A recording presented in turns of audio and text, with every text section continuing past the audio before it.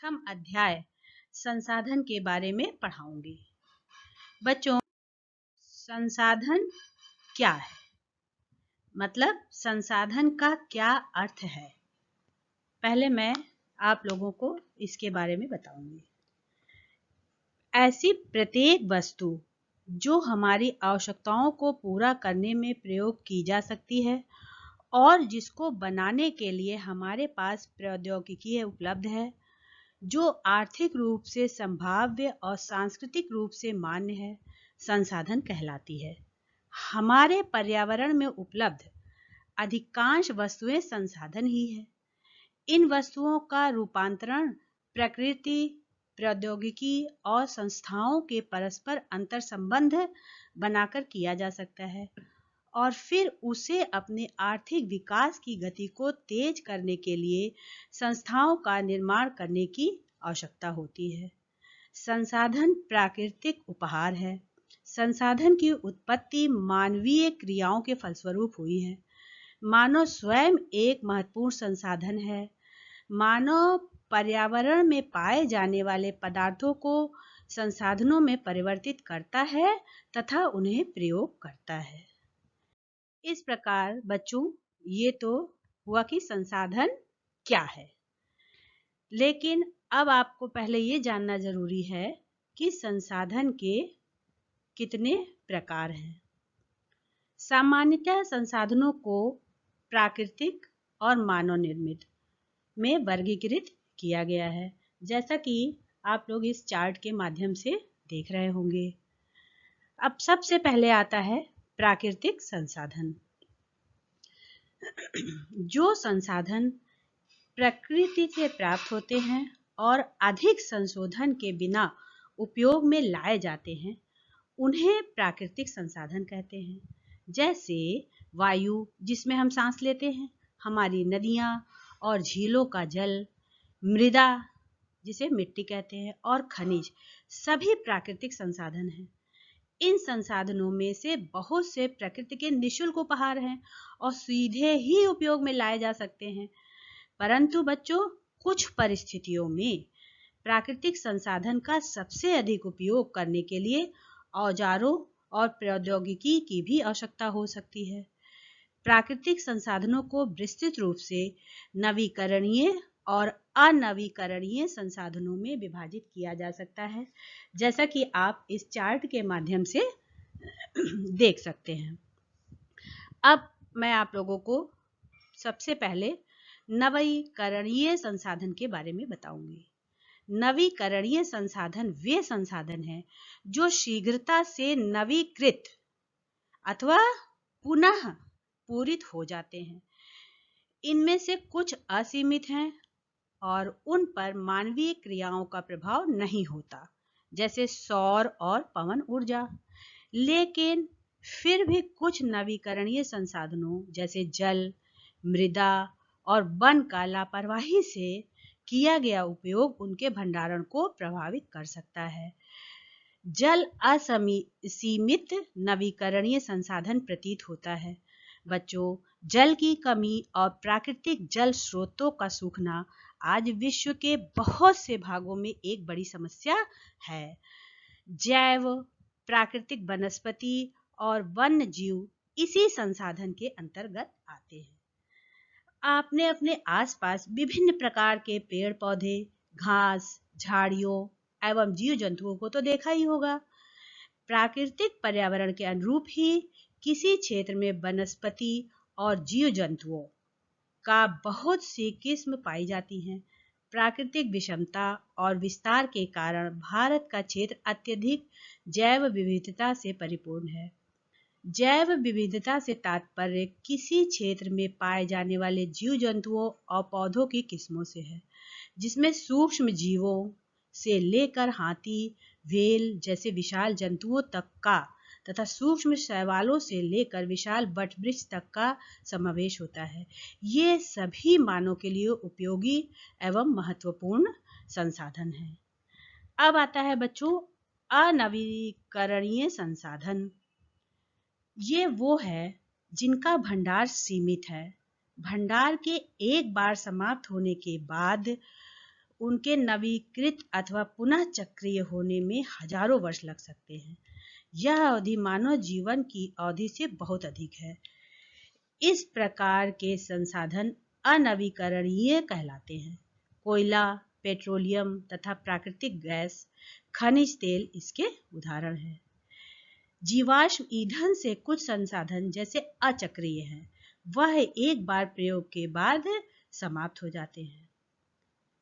प्राकृतिक संसाधनों का वितरण भूभाग, जलवायु, ऊंचाई जैसे अनेक भौतिक कारकों पर निर्भर करता है। पृथ्वी पर इन कारकों में विभिन्नता होने के कारण संसाधनों का वितरण भी असमान हो गया है। अब बच्चों, जैसा कि आप चार्ट में देख रहे हैं, संसाधन के दो प्रकार हैं, एक है प्राकृतिक और दूसरा है मानवीय। प्राकृतिक संसाधनों का तो वर्णन हम कर चुके। अब आपको ये जानना जरूरी है कि मानवीय संसाधन क्या है। अब हम देखते हैं, कभी कभी प्राकृतिक पदार्थ जब संसाधन बन जाते हैं, जब उनका मूल रूप बदल दिया जाता है। लौह अयस्क उस समय तक संसाधन नहीं था जब लोगों ने उससे लोहा बनाना नहीं सीखा था। लोग प्राकृतिक संसाधनों का उपयोग पुल, सड़क, मशीन और वाहन बनाने में करते हैं, जो मानव संसाधन के नाम से जाने जाते हैं। प्रौद्योगिकी भी एक मानव निर्मित संसाधन है। लोग और अधिक संसाधन बनाने के लिए प्रकृति का सबसे अच्छा उपयोग तभी कर सकते हैं जब उनके पास ऐसा करने का ज्ञान, कौशल तथा प्रौद्योगिकी उपलब्ध हो। इसलिए मनुष्य एक विशिष्ट प्रकार का संसाधन है। अतः लोग मानव संसाधन है। शिक्षा और स्वास्थ्य लोगों को बहुमूल्य संसाधन बनाने में मदद करते हैं। अधिक संसाधनों के निर्माण में समर्थ होने के लिए लोगों के कौशल में सुधार करना मानव संसाधन विकास कहलाता है। बच्चों, संसाधन तो प्रकृति ने हमें बहुत दिया हुआ है, लेकिन अगर हम संसाधनों का अंधाधुंध दोहन करेंगे तो क्या होगा, एक दिन वो हमारे बीच से समाप्त हो जाएंगे। इसलिए संसाधन जो प्राप्त है उनका संरक्षण भी हमारे लिए जरूरी है। और संसाधनों का संरक्षण कैसे किया जा सकता है, उसका उपयोग इस प्रकार से करें कि वो ना तो समाप्त हो और हमारी आवश्यकताओं की पूर्ति भी करता रहे। जैसे कि संसाधनों का सतर्कतापूर्वक उपयोग करने के लिए और उन्हें नवीनीकरण करने के लिए हमको समय देना होगा। संसाधन का संरक्षण होगा तभी संसाधनों का उपयोग करने की आवश्यकता और भविष्य के लिए उनके संरक्षण में संतुलन बनाए रखना सतत पोषणीय विकास भी कहलाता है। संसाधनों के संरक्षण के अनेक तरीके हैं। प्रत्येक व्यक्ति उपयोग को कम करके वस्तुओं के पुनः चक्रण और पुनः उपयोग द्वारा योगदान दे सकता है। अतः यह एक विभिन्नता बनाता है, क्योंकि सभी जीवन एक दूसरे पर जुड़े हुए हैं। हमारी पृथ्वी और इस पर निवास करने वाले लोगों का भविष्य पेड़, पौधे और परितंत्र की सुरक्षा और संरक्षण से जुड़ा हुआ है। अब यह सुनिश्चित करना हमारा कर्तव्य हो जाता है कि सभी नवीकरणीय संसाधनों के उपयोग सतत पोषणीय है। पृथ्वी पर जीवन की विविधता संरक्षित की जाए, प्राकृतिक पर्यावरणीय तंत्र की हानि को कम से कम किया जाए। मनुष्य अपने जीविकोपार्जन के लिए संसाधनों का दोहन करता है। आदि मानव अपने पर्यावरण से प्राप्त वनस्पतियों एवं पशुओं पर निर्भर था।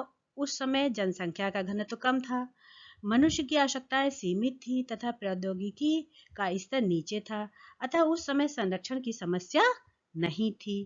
कालांतर में मनुष्य ने संसाधनों के दोहन की प्रौद्योगिकी में विकास किया। वैज्ञानिक तथा तकनीकी विकास द्वारा मनुष्य जीविकोपार्जन संसाधनों के अतिरिक्त उत्पादन के संसाधनों का भी दोहन करने लगा। आज आधुनिक तकनीकी की सहायता से संसाधनों का दोहन और भी बड़े पैमाने पर होने लगा है। जनसंख्या की निरंतर वृद्धि के कारण संसाधनों की मांग बढ़ रही है। साथ ही प्रौद्योगिकी के विकास द्वारा इन्हें उपयोग करने की मनुष्य की क्षमता भी बढ़ी है। अतः इस होड़ ने यह आशंका उत्पन्न कर दी है कि कहीं ये संसाधन शीघ्र समाप्त न हो जाएं और पूरी मानवता के जीवन पर ही प्रश्न चिन्ह न लग जाए। इसलिए बच्चों, संसाधन का संरक्षण बहुत ही जरूरी है। प्राकृतिक संपदाओं का योजनाबद्ध और विवेकपूर्ण उपयोग किया जाए तो उससे अधिक दिनों तक लाभ उठाया जा सकता है। वे भविष्य के लिए संरक्षित रह सकती है। संपदाओं या संसाधनों का योजनाबद्ध, समुचित और विवेकपूर्ण उपयोग ही उनका संरक्षण है।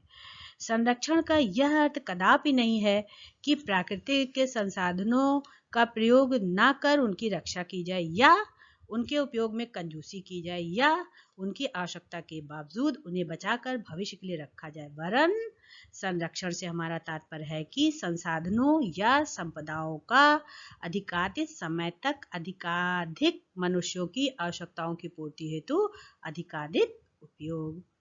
बच्चों, प्राकृतिक संपदा हमारी पूंजी है जिसका लाभकारी कार्यों में सुनियोजित ढंग से उपयोग होना चाहिए। इसके लिए पहले हमें किसी देश या प्रदेश के संसाधनों की जानकारी होनी चाहिए।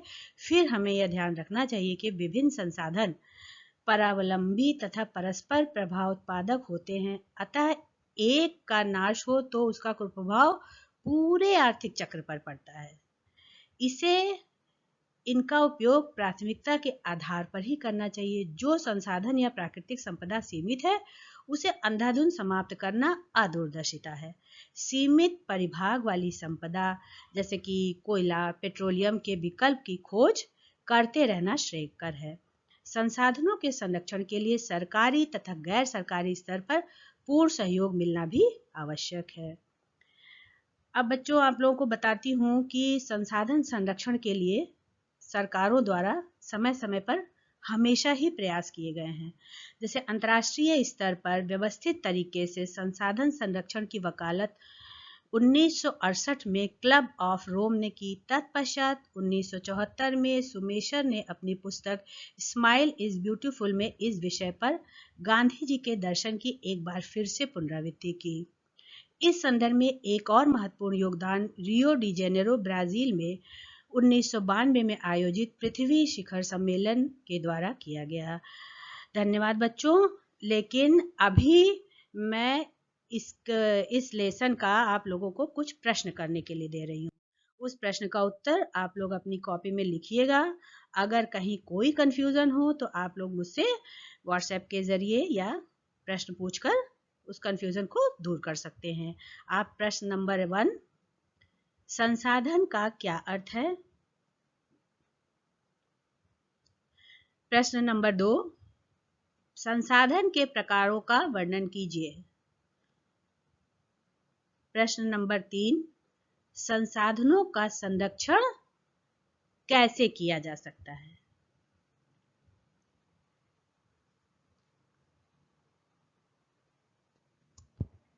धन्यवाद।